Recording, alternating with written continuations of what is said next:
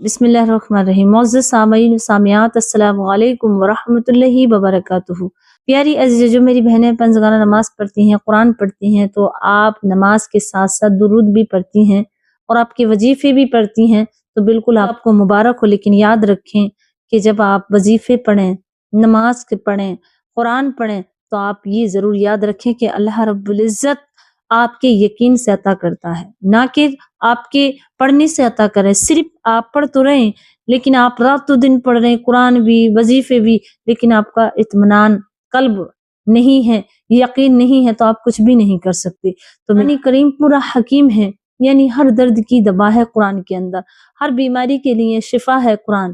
تو ہم پھر بھی پریشان رہتے ہیں، تو ہماری کس چیز میں کمی ہے؟ کبھی جانا ہے آپ نے؟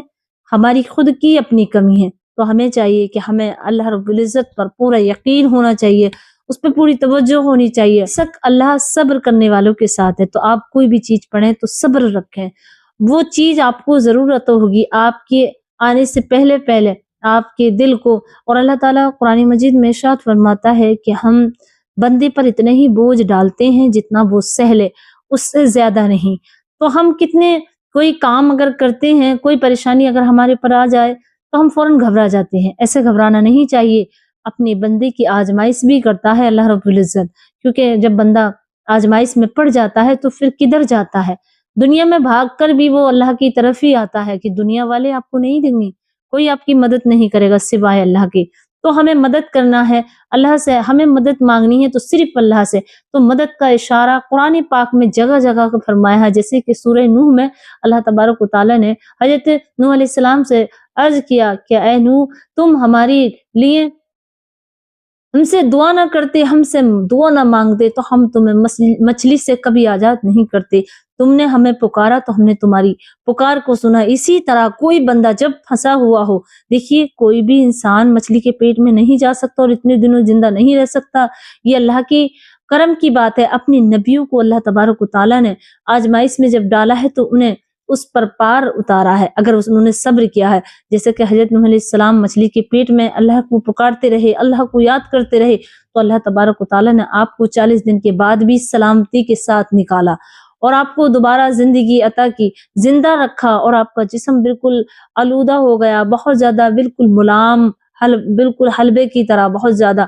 جیسے ہی زمین سے باہر آئے تو اللہ نے اپنی قدرت سے جسم کو نرم کر رکھ، ہوا لگنے کے بعد ہی آپ کا جسم کرا ہونے لگا۔ تو اس طرح اللہ تبارک و تعالیٰ بہت سی ایسی چیزوں میں آپ کو نظر آگا، بہت سی ایسی جگہ پر کبھی آپ نے سوچا کہ جب آپ بہت زیادہ پھنس جاتے ہیں، بہت زیادہ پریشان ہو جاتے ہیں، پھر اللہ کو پکارتے ہیں تو آپ کو ایسے وہ غنی کرتا ہے، ایسے انتظام کرتا ہے کہ آپ حیران ہو جاتے ہیں، تمام غم اور پریشانی بھول جاتے ہیں، کہ ایسے خوشی ملتی ہے جیسے کوئی پیاسا صحرا میں ہو اور کہیں بھی پانی نہ ہو، کوئی چیز نہ ہو، اور ایک ہی پانی کے اس کا مشک ہو اور وہ بھی اونٹ پہ ہو، اور وہ اونٹ اس کا کھو گیا ہو، گم گیا ہو، اب اس کے پانی کا، کھانے پینے کا سامان کچھ اس کے پاس نہ ہو، اور وہ پریشان ہو، ریگستان ہو، تپتی دھوپ ہو، اور پھر اچانک سے اسے مل جا پیاس کے وقت، تو وہ کتنا خوش ہوگا۔ اسی طرح ہوا لگنے کے بعد ہی آپ کا جسم کرا ہونے لگا۔ تو اس طرح اللہ تبارک و تعالیٰ بہت سی ایسی چیزوں میں آپ کو نظر آگا، بہت سی ایسی جگہ پر کبھی آپ نے سوچا کہ جب آپ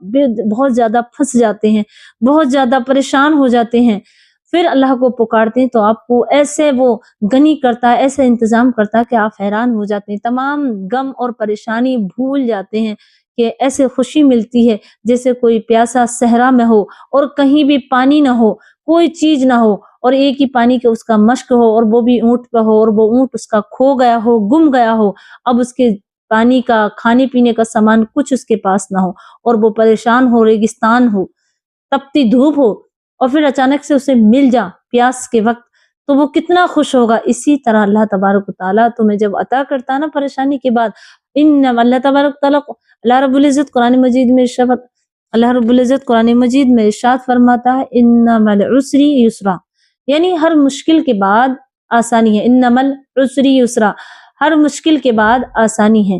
جتنی مشکلیں آ جائیں تو پیاری ہے، جو ان مشکل وقت میں کبھی بھی اپنے ہاتھوں سے صبر کا دامن نہ چھوڑیں، اور کوشش کرتے رہیں۔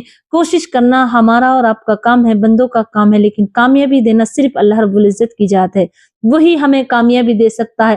بندے کا کام کیا ہے کہ وہ सामान मुअय्यन करे, यानी इंतजामात करें, कोशिश करें और अल्लाह उसमें कामयाबी देता है।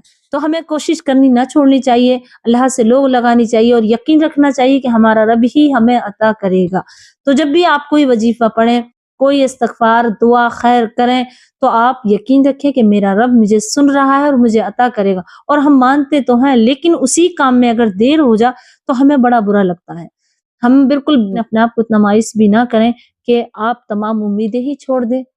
तो प्यारी जो अल्लाह रब्बुल इज्जत की बारगाह में आने के बाद मायूस नहीं होना है, क्योंकि जिसने हमें पैदा किया फिर दोबारा मिट्टी में मिलागा, फिर दोबारा जिंदा करेगा कयामत के दिन।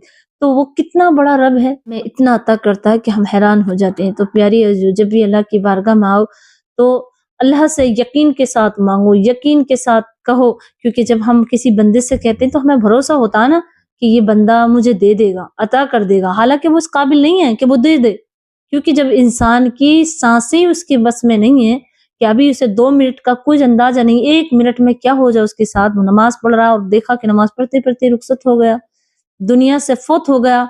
ऐसे ही एक्सीडेंट में पता चला घर से अच्छा निकला और वहां से आया तो कि वो उसकी तुल्हास आ रही है। तो इस तरह प्यारी अज़ीज़ो अल्लाह पर तवक्कुल करो कि वो हर वक्त हमारी सांस, हमारी लम्हे, हमारी जिंदगी सब उसके हवाले है। उस अल्लाह रब्बुल इज्जत से जब भी कोई चीज मांगे तो यकीन के साथ मांगे, एतबार रखें। हम किसी बंदे से मांगते तो हमें तो दिखता है ना कि इसके पास इतना पैसा है, ये हमें दे देगा, इसके पास जो भी चीज हो, हमारी जरूरत की चीज हो तो हम उससे मांगते हैं, तो वो हमें चाहे थोड़ा ही देता जरूर है अपनी औकात के मुताबिक।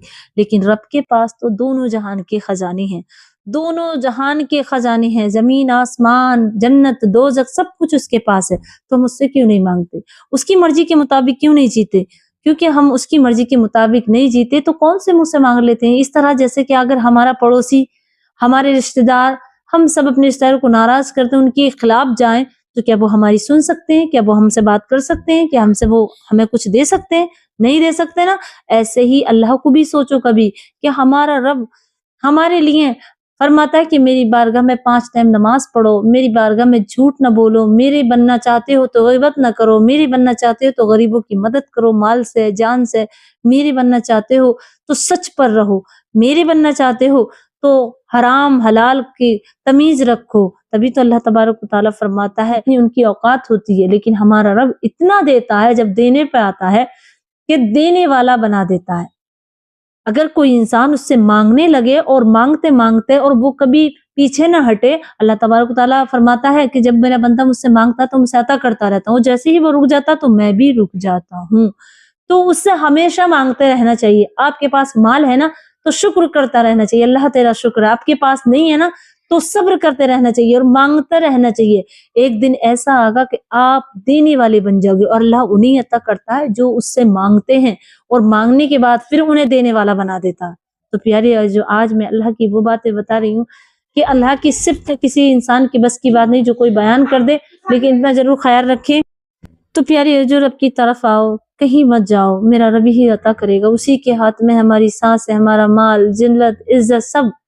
और अल्लाह रब्बुल इज्जत फरमाता है कि मैं अपने बंदों को दुख नहीं दे सकता। वो 70 माओं से ज्यादा प्यार करता है, लेकिन हमारे हाथों का करा धरा हमारे आगे आ जाता है और बंदा बड़ा ही जल्दबाज है, बड़ा ही बेसब्रा है, बड़ा नाशुक्रा है। तो प्यारी इन जुमलों को अगर समझ लो ना, अल्लाह का शुक्र अदा कर लो और सब्र कर लो, तो तमाम दुनिया की नेमतें हमारे सामने ही छूंगी, हमारे कदमों में होंगी।